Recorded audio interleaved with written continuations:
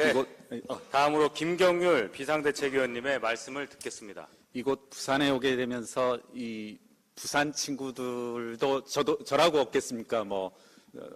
저희 집사람이 항상 저보고 넌 참 친구 없는 놈이다 하는데 딱 떠오른 단어는 자존심이었습니다. 그래서 무엇보다도 부산에 왔을 땐 좀 자존심 건드리는 말을 하지 않아야 되겠다 생각을 했는데 우리 김혜지 의원님은 정말 당당하게 롯데자이언츠를 언급한 것으로 봐서 야 이렇게 민감한 부산 시민들의 자존심을 건드린 말씀을 이렇게 해도 되는구나 그런 생각을 했습니다. 저도 기아 팬이어서 비슷비슷합니다.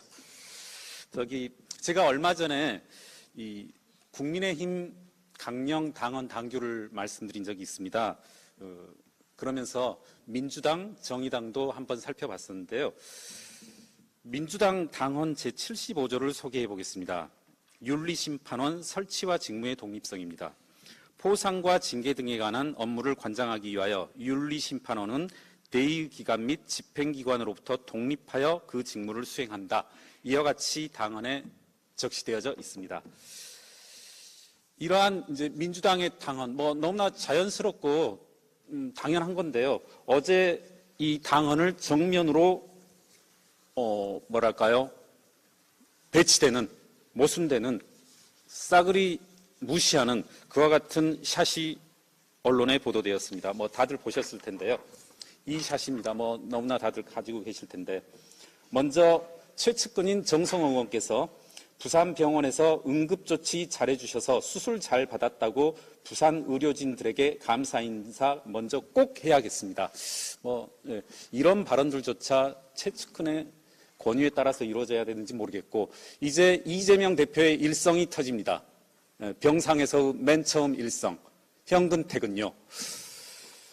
이제부터는 제가 민주당 내외의 인사분들, 제 언어가 아니라 민주당 내외의 인사분들로부터 말씀을 그대로 하겠습니다.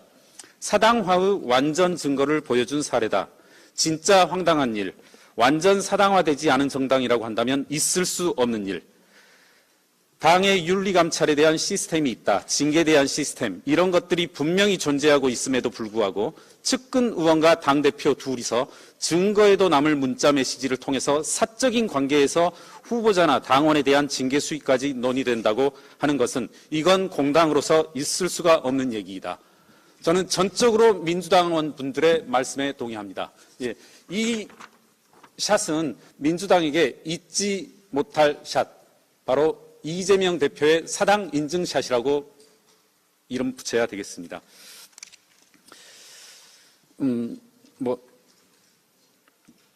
제가 이제 부산에 오면서 직업이 회계사다 보니까 배운 게 도둑질이라고 어제는 하루 종일 좀 통계청 사이트를 뒤졌습니다.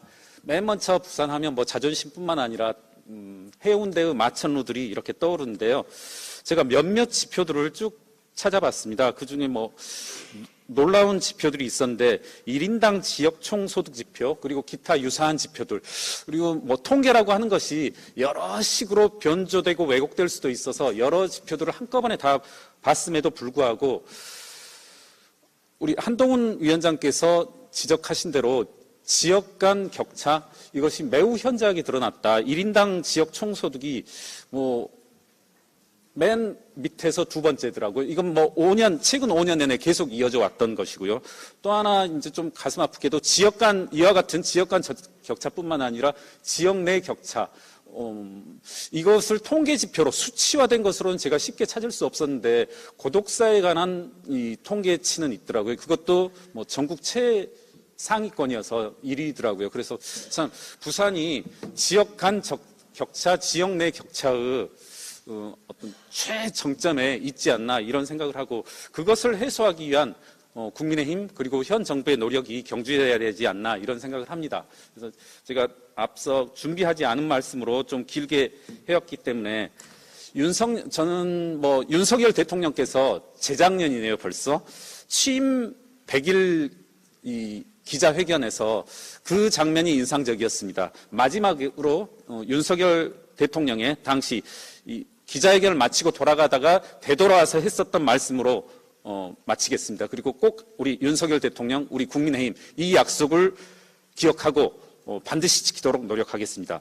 지난번에 대우조선해양 하청지의 파업 같은 경우에는 이분들의 임금이나 노동에 대한 보상이 과연 정당한 것인지에 대해서, 그리고 노동시장 양극화 문제에 대해서 저희가 근본적으로 고민하고 거기에 대한 대안을 함께 만들어 나가는 것이 중요하다고 생각한다. 네.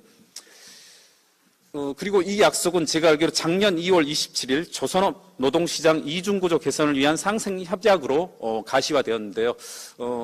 저는 저뿐만 아니라 또 기자분들도 우리 국민의힘이 그리고 대통령께서 이 약속을 지키는지 지키지 않는지, 그리고 지키지 않는다면 끊임없이 좀 비판해 주실 것을 요청드립니다. 감사합니다. 네, 다음으로 구자룡 비상대책위원님의 말씀을 듣겠습니다.